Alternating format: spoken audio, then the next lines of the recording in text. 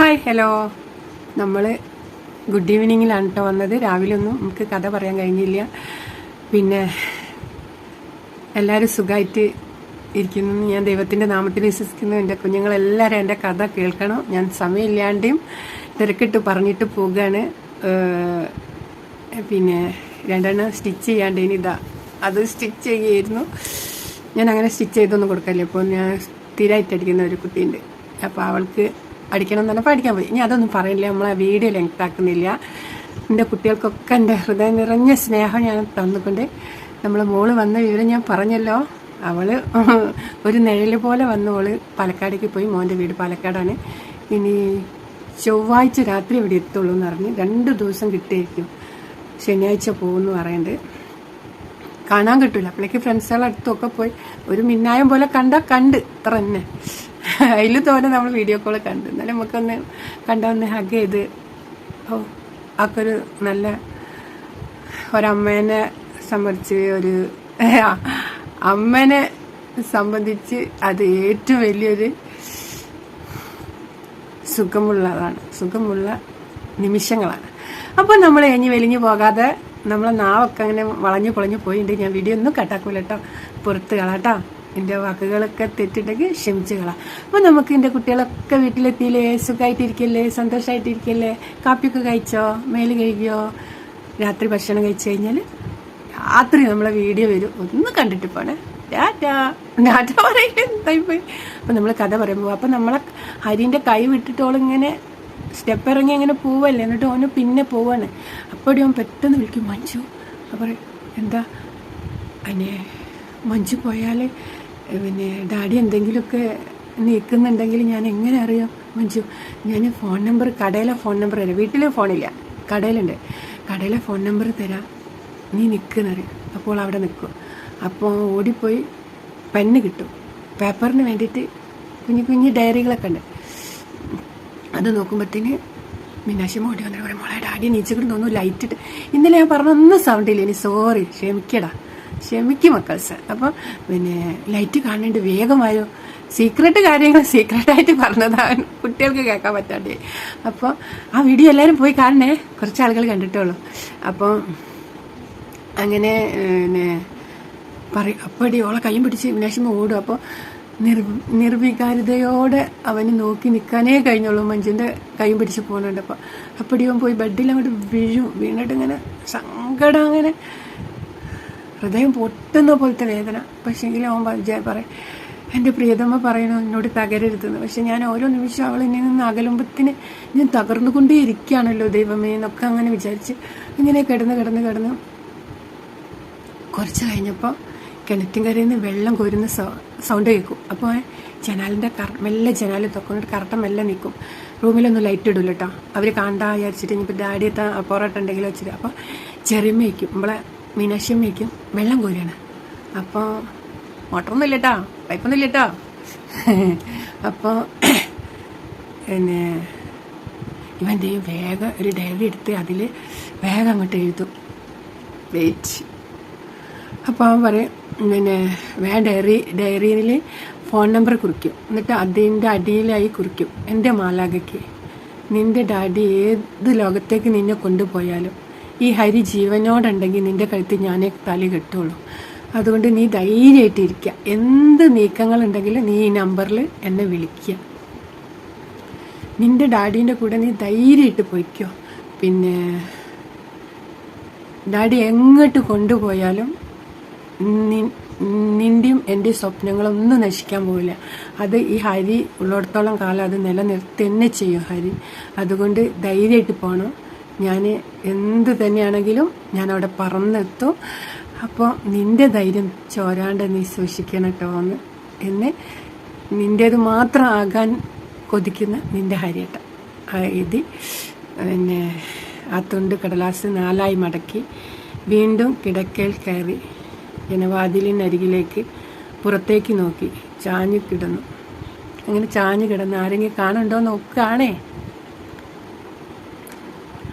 അപ്പോൾ പിന്നെ ചാഞ്ഞു കിടന്നു. പിന്നെ അവിടുത്തെ വെളിച്ചം അടക്കളപ്പുറത്തെ വെളിച്ചം പ്രത്യക്ഷപ്പെട്ടപ്പോൾ അവൻ ജനാൻ്റെ ഉള്ളിൽ കൂടെ നോക്കുമ്പോൾ ജിഷ. അപ്പോൾ ഓൻ എന്ത് ചെയ്യും, വേഗം ഓൻ്റെ ലൈറ്റ് ഇട്ടു, ഓൻ്റെ വീട്ടിലെ ലൈറ്റ് ഇടും. അപ്പം ജിഷ നോക്കും. അപ്പോൾ ഓൻ കറക്റ്റ് നീക്കിയിട്ട് ഓളെങ്ങനെ കൈയിട്ട് വിളിക്കും. അപ്പോൾ ഓള് വേഗം അടുക്കളയിലേക്ക് തന്നെ ഓടിപ്പോയിട്ട് ലൈറ്റ് കൊടുത്തു. അപ്പോൾ ഹരിക്ക് വേദനയോടെ ഹരി കിടക്കലേക്ക് തന്നെ ഓളും പോയി കഴിഞ്ഞല്ലോ വെച്ചിട്ട്. അപ്പം ഇത്തിരി കഴിഞ്ഞ പാടന ജനാലിൻ്റെ അടുത്ത് ഹരിയേട്ടാ ഹരിയേട്ടാന്ന് വിളിക്കണം, ഹരിയേട്ടാന്ന് വിളിക്കണം. നമ്മൾ സ്വകാര്യം പറഞ്ഞാൽ നമുക്ക് കേൾക്കില്ല. അപ്പോൾ ഓൻ ചാടി നിൽക്കും.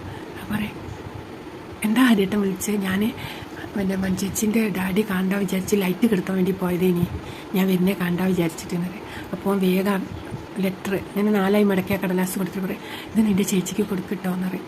അപ്പോൾ പറയും, ഒരെപ്പോഴാണ് പോണേ? എന്താ മാറ്റിയിരിക്കുകയാണ്, ചേച്ചി കരയാണ് ഹരിയേട്ടാന്ന് പറയും. എന്നാൽ ശരി ഞാൻ പൊട്ടാറിനോട് ഓടിപ്പോയാൽ ഹരി എന്ത് ചെയ്യും, വേഗം വാതിലങ്ങോട്ട് ചാരിയിട്ട് പുറത്തേക്ക് ഇറങ്ങി നടക്കും. അങ്ങനെ ജിഷ ഡാഡി കാണാണ്ട് അത് ചേച്ചിക്ക് കൊടുക്കും, അവൾ ബാഗിൽ വെക്കും.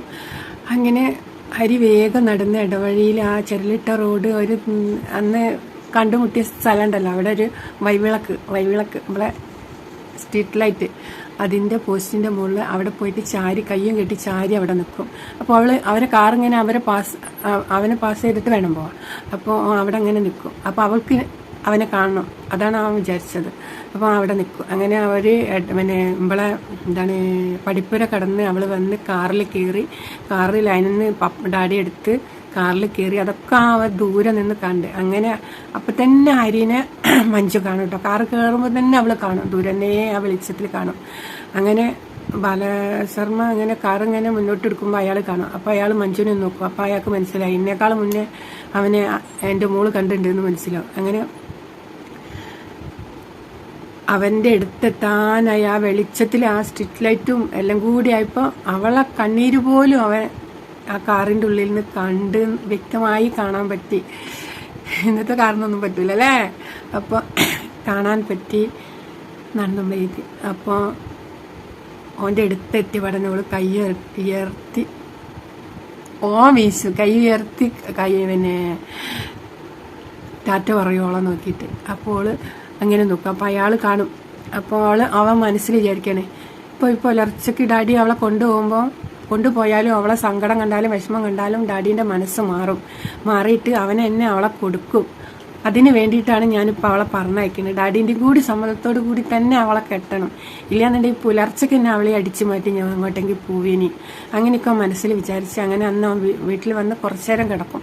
പിന്നെ രാവിലെ തന്നെ പുറത്തേക്ക് പോയിട്ട് പെട്ടെന്ന് വീട്ടിലേക്ക് ഫോൺ എടുക്കാനുള്ള എല്ലാ കാര്യങ്ങളും ചെയ്തു.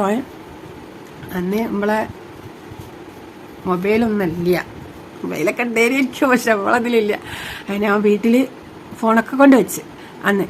അങ്ങനെ പിന്നെ അവനെ കാണാനായിട്ട് പിന്നെ കടയിൽ നിന്ന് കാണാനായിട്ട് പിന്നെ കുട്ടികൾ തെരഞ്ഞു വരും. വൈകുന്നേരമായ എന്താ ഹരിട്ട വരാതിരുന്ന അറിയാം, ഒന്നുമില്ല എന്നറിയാം. എന്താ വല്ലാതെ ഇരിക്കുന്നല്ലോ, ഒന്നുമില്ല അറിയാം. അവൻ കാര്യങ്ങളൊന്നും പറയില്ല, ഒരു സീക്രട്ടും അങ്ങനെ കണ്ട കാര്യങ്ങളൊന്നും പറഞ്ഞില്ല.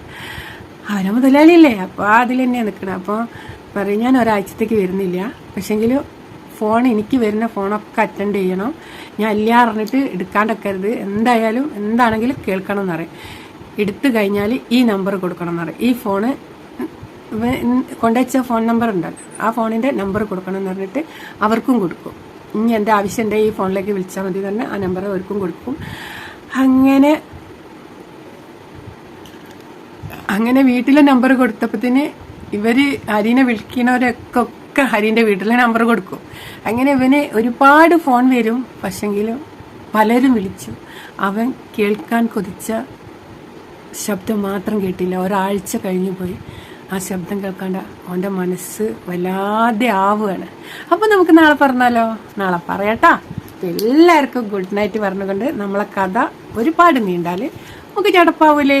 അപ്പം നമുക്ക് ഈ കഥയുമായിട്ട് നമുക്ക് നാളെ കാണും വരേക്കും എല്ലാവർക്കും നമസ്തേ.